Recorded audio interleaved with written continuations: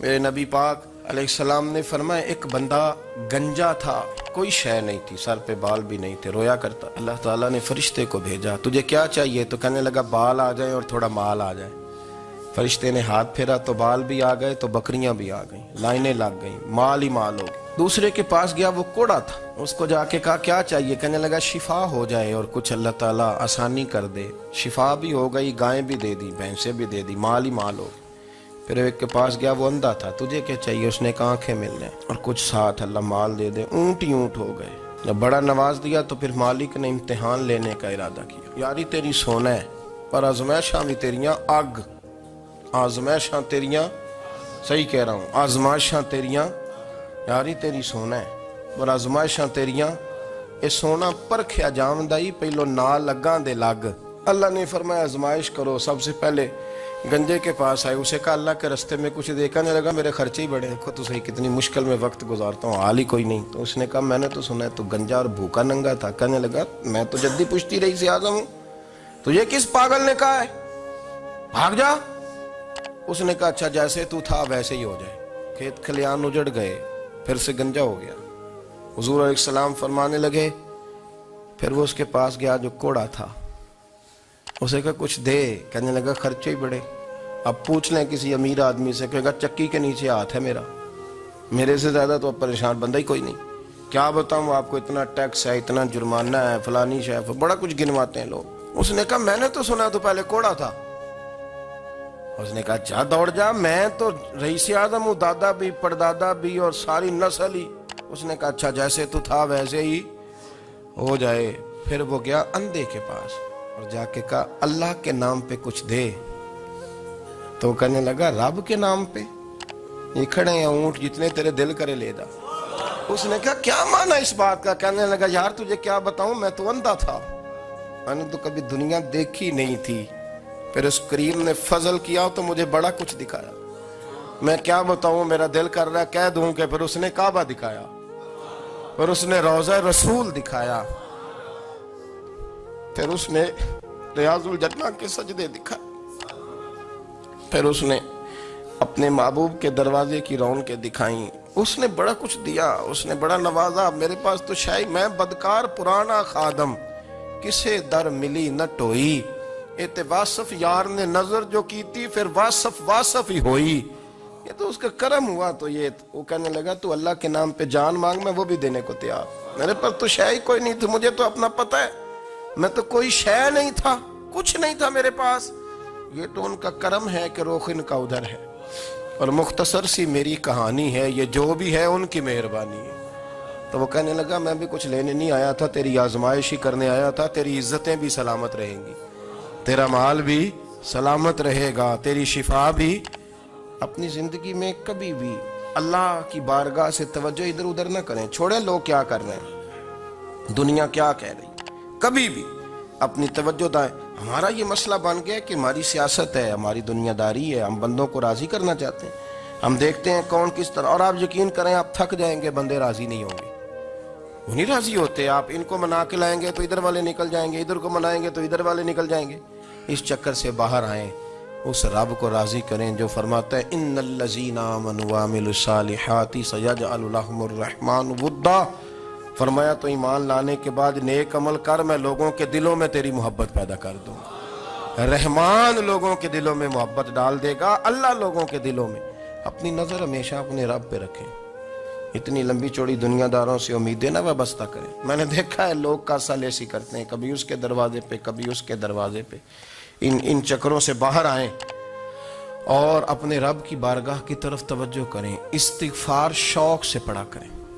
اور اکیلے میں نا، اکیلے میں رئیس المتکلمین مولانا نقی علی خان صاحب رحمۃ اللہ نے لکھا ہے کہ فرعون 500 سال حکومت کر گیا، فرماتے اصل وجہ یہ تھی کہ دنیا جب سو جاتی تھی نا تو اوپر چادر لے کے تو مسلح پہ بیٹھ جاتا تھا اور ہاتھ باندھ کے کہتا تھا رب تو ہی ہے، میرا پردہ نہ کھولنا، مالک تو ہی ہے، کرم نوازی کرنا، میری پکڑ نہ کرنا۔ وہ بے ایمان ہو کے اگر 500 سال ہاتھ باندھے تو گزارا کر لیتا ہے، تو ایماندار ہے، پر مسئلہ یہ ہے کہ تو رات کو بکل مار کے ہاتھ نہیں نہ باندھتا، تو منت نہیں کرتا، تو استغفار نہیں کرتا۔ توبہ کریں تو بچے رہیں، وہ اتنی لمبی حکومت کر گیا چونکہ رات کو کہتا تھا مالک رب تو ہی ہے، لیکن مہربانی فرما میری پکڑ نہ فرما، تو اللہ نے تو اس کو مہلت دے دی۔ کافروں کو آج بھی مہلت دی ہوئی نہیں رب نے۔ بڑے بڑے فقیروں کو مالدار ہوتے دیکھا، بڑے بڑے مالداروں کو فقیر ہوتے دیکھا۔ ام ربیعہ کہا کرتی تھی، بڑی نیک عورت تھی، وہ کہتی ہیں میں بڑے امیر آدمی کی بیوی تھی، اپنے شوہر کے ساتھ چھت پہ بیٹھی تھی تو نیچے فقیر مانگنے والا آیا، اس نے بڑے درد سے صدا کی تو میں نے اپنے شوہر سے کہا کچھ دے دیں، کہا دفع کر، ان لوگوں نے دھندا بنایا ہوا ہے۔ کہتی میں میکے سے بھی بڑا مال لے کے آئی تھی، میرے ماں باپ بڑے امیر تھے، تو میں نے چوری اپنے خامہ سے نظر بچا کے باتھ روم جانے کے بہانے گئی اور نیچے جا کے 5 دینار میں نے اس فقیر کی ہتھیلی پہ رکھے۔ کہتے اس نے 5 دینار دیکھے، پھر میری طرف دیکھا تو میں نے اس کی آنکھوں میں آنسو چمکتے دیکھے۔ کہنے لگے بی بی رب تیرا بھلا کرے، میں 3 دنوں کا بھوکا ہوں۔ کہ وہ چلا گیا، میں گھر آ گئی، باہر آئی تو میرا شوہر کہنے لگا اب اتنی تو تیز ہو گئی ہے اور تو اتنی خود مختار ہو گئی ہے، میرے بغیر پوچھے مال خرچ کرے گی، جا تجھے 3 طلاقیں۔ کہتی میں وفادار باپ کی بیٹی تھی، طلاق لے کے گھر آئی تو میرا باپ ٹوٹ گیا، چارپائی پہ چلا گیا، اوہو یہ کیا بن گیا۔ کہتی بڑی تکلیف رہی، 1-2 سال کے بعد میرے ابا نے میری شادی کر دی۔ اب جس شوہر کے پاس گئی وہ بڑا نیک تھا، پرہیزگار تھا، اللہ نے بہترین صلہ دیا۔ کہتی چھت پہ بیٹھی تھی، دروازے پہ فقیر آیا، میں نے شوہر سے کہا کچھ دے دوں، کہنے لگا 5 نہ دینا، 15 دینا، 20 دینا، میں فقیر ہوں، میں نے فقر سے دولت دیکھی ہے، اسے خالی نہ لوٹانا۔ کہتی ہے کہ میں نیچے گئی اور جب میں نے اس کی طرف دینار بڑھائے تو میری چیخ نکلی، پیسے پھینک کے میں بے ہوش ہو کے گری، میرا شوہر نے آ کے اٹھایا، اندر لے گیا، پانی منہ پہ چھڑکا، کہنے لگا تجھے کیا ہوا؟ کہنے لگی یہ جو مانگنے آیا یہ میرا پہلا شوہر تھا، وہی تھا جو کہتا تھا کہ تو 5 دینار دے آئیے جا، تجھے 3 طلاق۔ معین الملت والدین، عطائے رسول، ہند الولی، غریب نواز، خواجہ معین الدین چشتی، حضرت خواجہ اجمیر، شاہ اجمیر، شاہ اجمیر، والی ہندوستان۔ آخری عمر میں سارا دن روتے گزر جاتا، ساری رات روتے گزر جاتی، ذرا سی کوئی بات کرتا تو رو پڑتے، آنکھیں آنسوں سے بھری رہتی۔ اور کئی دفعہ اپنے بھی پریشان ہو جاتے ہیں نا کہ یار تو ایک بات کی جان ہی نہیں چھوڑ رہا۔ تو خواجہ قطب الدین صاحب بختیار کاکی سے لوگوں نے شد سے بات کریں، اتنا بھی تو نہیں نہ رونا چاہیے، ہر وقت اس کے آنسو کی کریے، عاشق دا کام ہی رونا تونا، تبھی نہ روئے نہیں منظوری۔ ہر وقت رونے کا کیا مطلب ہے؟ تو خواجہ قطب صاحب کہتے ہیں میں قریب گیا تو میں نے پیر دبائے، میں نے کہا سونیا لوگ تو کچھ بھی نہیں کرتے، تو نے تو کمال کر دیا، 90 لاکھ آدمی مسلمان کر دیا، دنیا کچھ نہیں کرتی، تو نے 50 سال ساری رات مسلح پہ بیٹھ کے رب راضی کیا، تو شہزادہ تھا، حضور کی اولاد تھا، لیکن معین الدین تیرا ایک پلاٹ بھی نہیں، تو نے طالب علم پالے، انہیں غریبوں کو دیا، انہیں نوازا، کوئی شے نہیں تیرے پاس، ہر چیز تو نے، ساری رات روتے ہو، سارا دن روتے ہو۔ خواجہ قطب الدین صاحب کہتے ہیں میں نے جب عرض کیا تو خواجہ صاحب مجھے گلے لگا لی، چیخ مار کے روئے، کہنے لگے قطب الدین پتر داڑھی سفید ہو گئی، جانے کا وقت آ گیا، جو تو نے نیکیاں گنوائی ہیں وہ ہیں صحیح میرے پاس، پر یار کی بارگاہ میں پیش کرنے کے قابل ایک بھی نہیں، ایک بھی نہیں، تو بارگاہ تو دیکھ کتنی بڑی ہے، رسول کریم کی بارگاہ میں پیش کرنے کے قابل ان میں سے ایک بھی نہیں، تو آستانہ دیکھ کتنا بڑا ہے، کیا پیش کروں گا، کیا عرض کروں گا حضور کی بارگاہ میں، کس طرح۔ وہ یار جو بڑے تھے وہ تو ڈرے ہوئے تھے، سہمے ہوئے تھے، وہ تو بڑی بڑی آزمائش میں تھے، لیکن میرا اور آپ کا رٹا 2 نمازیں پڑھ کے 6 نمازوں کا دعویٰ کرنا اور لمبی چوڑی کہانیاں بنانا اور اپنے منہ سے اپنی تعریفیں کرنا، اس سے تھوڑا باہر آئیں۔ رزق بھی میرا اللہ ہی دیتا ہے، علم بھی اللہ دیتا ہے، رزق بھی۔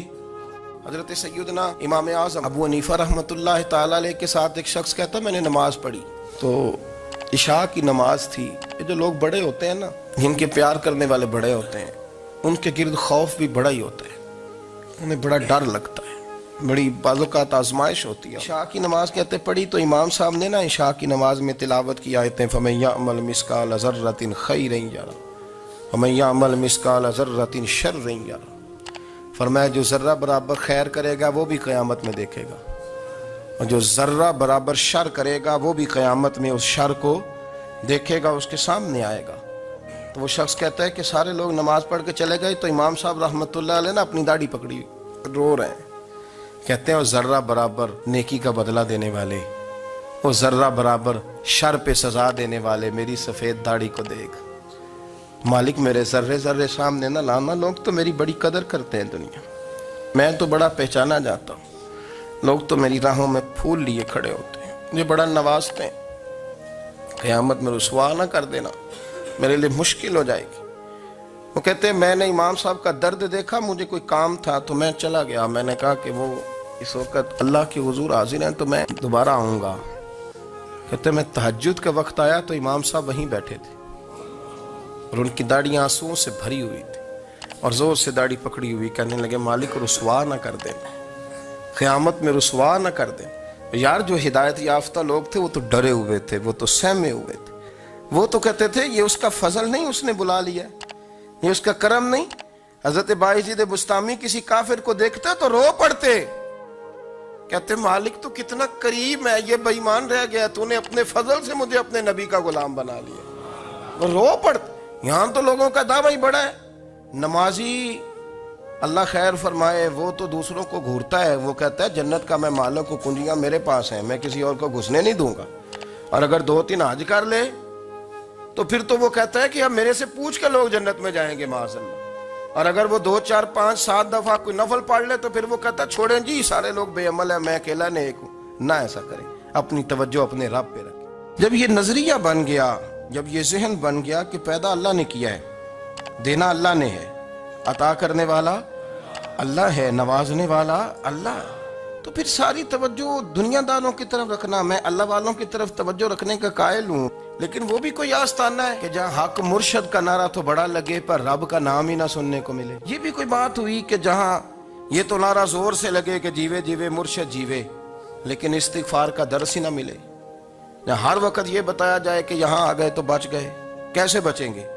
میرے رسول پاک علیہ السلام کا دروازہ سب سے بڑا دروازہ ہے، لیکن میرے دوستو یاد رکھنا نبی پاک علیہ السلام نے بھی لوگوں کو جب رستہ دکھایا ہے تو رب کریم کا رستہ دکھایا ہے. میرے رسول کریم سید عالم صلی اللہ تعالی علیہ وسلم نے لوگوں کی اللہ کی جانب توجہ کرا. میری بات کو اچھے طریقے سے سمجھیے گا. علم اللہ تبارک و تعالی عطا کرتا ہے تو اسے اللہ کی عطا ہی سمجھنا چاہیے. کچھ لوگوں کے پاس علم ہوتا ہے پر علم نافع نہیں ہوتا، وہ ٹامک ٹونجا مارتے رہتے ہیں ساری زندگی. علم کو اللہ کی عطا سمجھیں، اپنی عقل پر اپنے شعور پر زیادہ بھروسہ نہ سمجھیں، نظر اللہ پہ رکھیں. حضرت مولا علی شیر خدا کرم اللہ تعالی وجہہ الکریم سے کسی نے پوچھا تھا بڑا عالم کون ہوتا ہے؟ ہمارے ہاں تو اب وہ والے عالم پائے جاتے ہیں نا اللہ ماشاءاللہ، جو ممبر پہ بیٹھتے ہیں تو دعوے ہی دعوے، اس طرح کے عالم ہمارے ہاں پائے جاتے ہیں، وہ ہر بات میں دعویٰ کرتے ہیں. یہ مزاج علماء کا نہیں.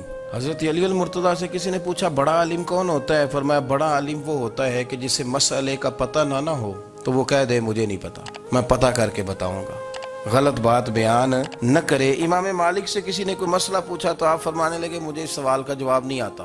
وہ کہنے لگا آپ اتنے بڑے امام ہیں تو اس سوال کا جواب نہیں آتا. فرمانے لگے اگر مجھے ہر سوال کا جواب آتا پھر تو میں خدا ہوتا. مجھے تو اتنا آتا ہے جتنا میرے رب نے مجھے عطا کر دیا ہے. اپنی نظر اللہ پہ رکھیں. نکل آئیں اس معمے سے باہر کہ میں کوئی بلا ہوں، مجھے بڑا پتہ ہے، میرے پاس 6 ڈگریاں ہیں، مجھے 10 جگہ پہ تدریس کا شغف حاصل ہے. اس سے نکلیں باہر. قرآن مجید دیکھیے گا اللہ تعالیٰ نے ارادہ قدرت فرمایا کہ میں حضرت آدم کو بناؤں گا. پھر بنانے کے بعد فرمایا فرشتوں سجدہ کرو آدم کو. سب نے سجدہ کیا الا ابلیس ابا واستکبر وکان من الکافرین، سوائے ابلیس کے، اس نے انکار بھی کیا، تکبر بھی کیا اور کافروں میں سے ہو گیا. تو یہ جب اللہ تعالیٰ نے سجدہ کرایا تو کیسے کرایا؟ اللہ تبارک و تعالیٰ نے نا حضرت آدم کو علم سکھایا خود. وعلم آدم الاسماء کلہا. خود اللہ فرماتا کہ میں نے جناب آدم علیہ السلام کو تمام اشیاء کے نام سکھائے. تو وہ چیزیں پھر میں نے نا اللہ فرماتے میں نے فرشتوں پہ پیش کی. میں نے کہا کہ بتاؤ ان کے نام کیا ہے. تو فرشتوں نے جو جواب دیا وہ سمجھنے والا ہے. اللہ نے چونکہ خود علم سکھایا تھا حضرت آدم کو لیکن فرشتوں کو نہیں سکھایا تھا. تو اللہ کریم نے فرمایا فرشتوں اب یہ بتاؤ ان چیزوں کے نام کیا ہیں. تو فرشتے کیا کہتے ہیں؟ فرشتے عرض کرتے ہیں قالوا سبحانک لا علم لنا. آپ کبھی یقین کریں اس چیز کی لذت لے تو مزہ آ جائے.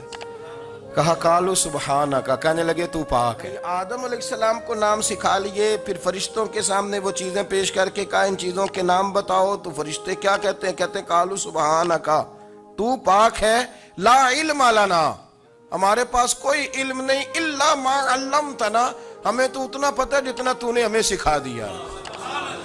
اور یہ کیوں تو نے ہمیں جتنا سکھایا اتنا پتہ ہے؟